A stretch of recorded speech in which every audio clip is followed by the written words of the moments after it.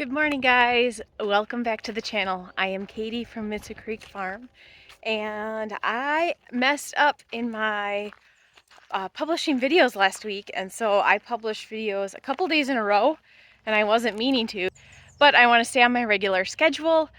So I'm going to do a quick update on what is going on around the farm. There have been a lot of things going on. My tulips are reaching the end of their life. There's a couple late ones that are still doing good. This one's gorgeous. We got some irises and daylilies in there. These daffodils are gorgeous. We had just a couple of these last year, and we have some more this year.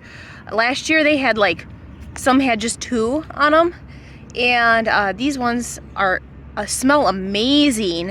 And this has 1, 2, 3, 4, 5 heads on it, and I think that one has 5 too. But look how pretty that is. And so we are ending the early bulbs. Oh, these ones were like my favorite last year. Look how pretty those are. And those are later ones. But look at these. Oh, wow. Look at the inside. I'm hoping to get some more bulbs like these and plant a whole bunch more in here. You can see almost all the daffodils are done. Pretty cool. But I just noticed that the allium is starting to open. And look at, there's one right there. So that is kind of the next thing. And somewhere in here, you can see here my Cheyenne Spirit coneflowers are really doing well. They're really shaded though by the tulips, but that's okay. They just don't have buds yet, where the ones that are like in full sun are starting to get flower buds already. But all over in here we have lots of baby sunflowers too, or we did, unless a critter was in eating them. And oh, here's one. Look at the little mums. That's a mum shoot right there. So the mums in here are perennializing, which is wonderful. And there's some, which is funny because they started off over there. So that is where they are now. So this is getting nice and full. I love it. That's exactly what I was planning on with putting the mums there. The next thing I'm gonna do is I'm gonna plant some more perennials in there, but out further. And then I'm also going to take and plant a whole bunch of sunflowers in there as well, because I've noticed them popping up, but I don't notice nearly as many as there were before. And I have been watering it, so it makes me wonder if a critter is getting in there and eating. Look at how beautiful these plants are in front of the high tunnel. Now we're not yet to Memorial Day, and usually people plant in our area Memorial Day weekend, because then you're pretty good chance that you're not going to have a frost. But that is massive. I'm really happy with these. These are the Cheyenne Spirit coneflowers. This little dude already has a blossom. He's doing good. I just planted these ones this year. These are green twister echinacea, or green twister coneflower, and that's a Cheyenne Spirit. Cheyenne Spirit, green twister, Cheyenne Spirit, and then this is a white daisy. And so then the pattern just repeats. But behind them, I planted some perennial baby's breath. So the baby's breath is gonna get nice and tall, probably to about under that window, but it'll be the small white flowers in front of this pop of color, and then these ones here will be white. So I think that's gonna look really gorgeous, and it's all perennial. So this is looking really nice and clean. I have to weed over here, but there is a lot of burning nettle, and so I weed whipped instead of pulling the weeds, just so that they would be cut down. But I need to find a pair of gloves so I can pull those out. And then my peonies over here. Everything is just looking really nice. I love it. Oh, and then my new flower bed is doing good. So these are petunias that I started, an heirloom petunia. And we got bee balm in there, right there and right there. And some coneflower, so those will be pretty. And eventually this is gonna go all the way over to that door there. But I got those in and they are doing really good there. They seem to really like it. This area gets afternoon sun and they're liking it, so that is good. I'm happy with that. And eventually we're gonna get a matching one over here as well. So I have all the flowers for that set aside. Let me show you what is left from our plant sale. We're pretty much wiped out.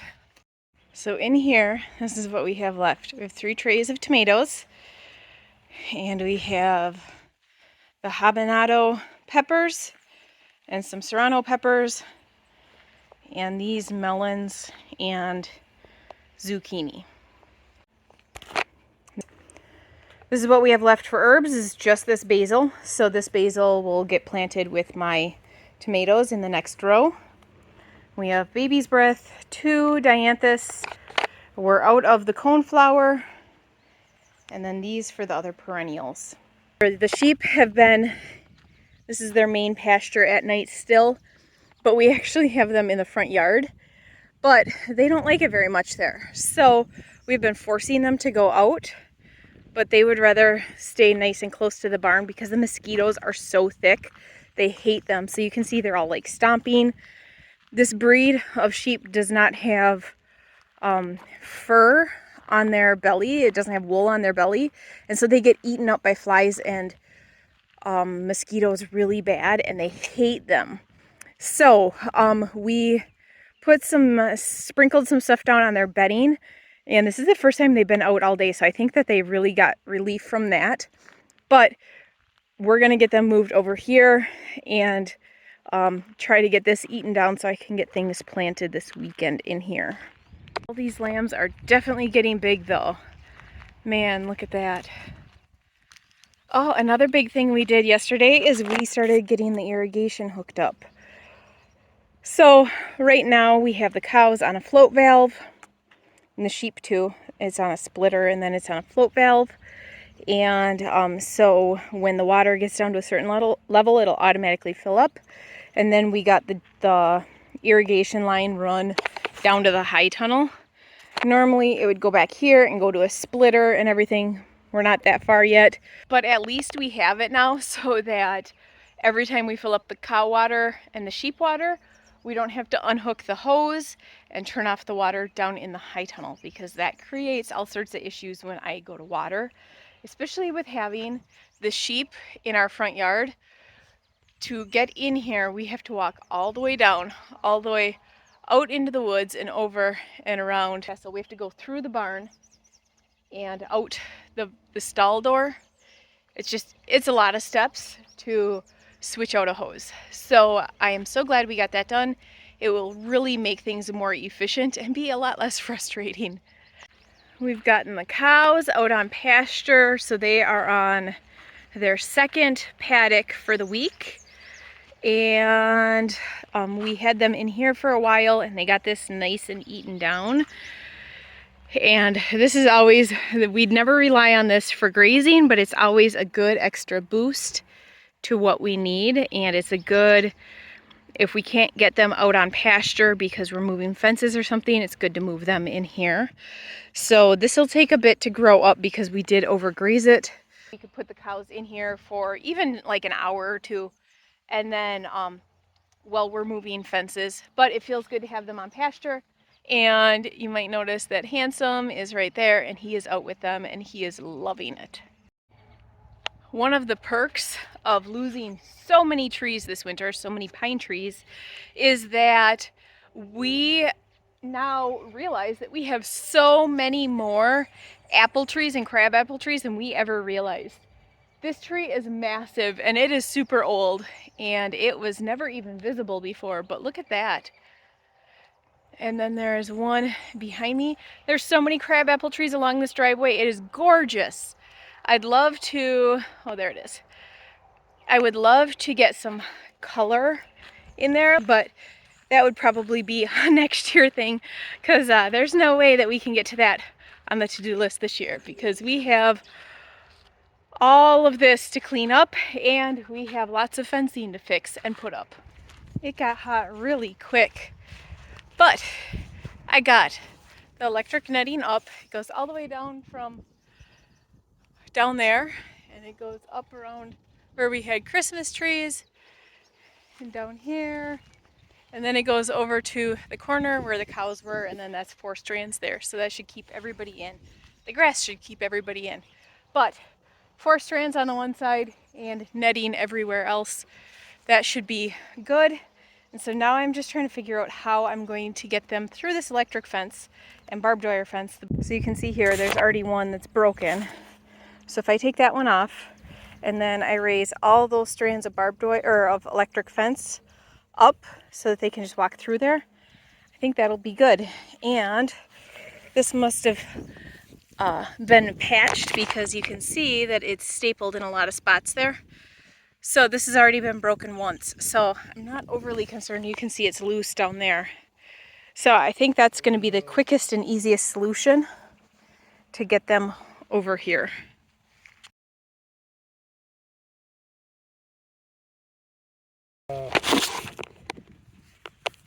Alright, so the electric fence is up, and I just need to find a way to cut the barbed wire. I think if I leave them be, they'll go over on their own. I put alfalfa pellets on both sides of that fence. I put the bucket on the other side of it, or where the fence was, but they're still not wanting to go over. I think Skittles, who is the one over there right now, I think she's going to be the first one to go through. And I wonder if that ewe just got stung by a bee, the way she's running. So I'm just going to let everybody be and go over on their own. I've crawled through it multiple times, and that just freaks them out, because that's not my normal behavior. The sheep have decided it is way too hot, and they're just going to stay in the barn for the rest of the afternoon. So that is it for today's video. Thanks for tuning in, and we'll see you guys next time.